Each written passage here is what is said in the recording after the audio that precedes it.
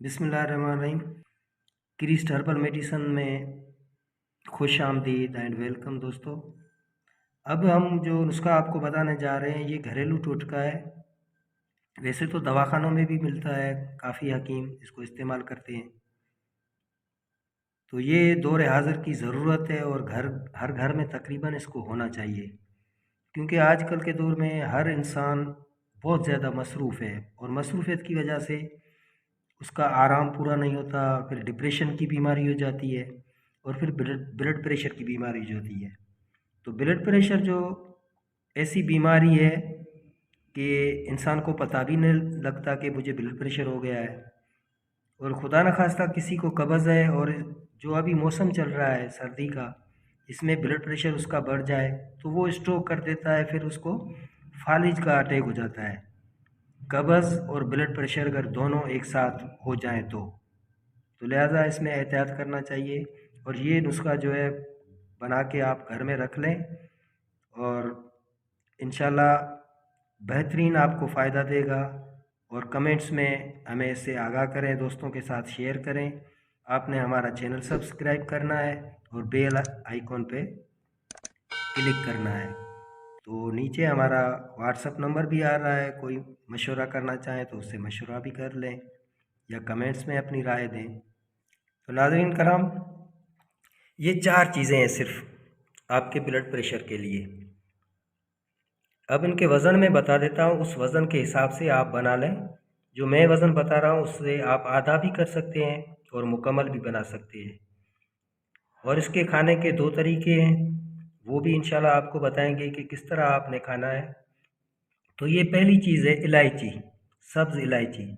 इलायची आपने वो लेनी है जिसमें बीज हो और मोटी हो, अर्क निकला हुआ जिससे हो इलायची, मार्केट में वो भी मिल रही है, वो आपने नहीं लेनी। दूसरी ये चीज़ है फल स्याह या मिर्च स्याह। और तीसरी चीज़ है, इसको असरोल भी कहते हैं, असरवल भी कहते हैं और छोटी चंदन भी इसको कहते हैं। पंसार से आप छोटी चंदन के नाम से लेंगे तो इंशाल्लाह मिलेगी।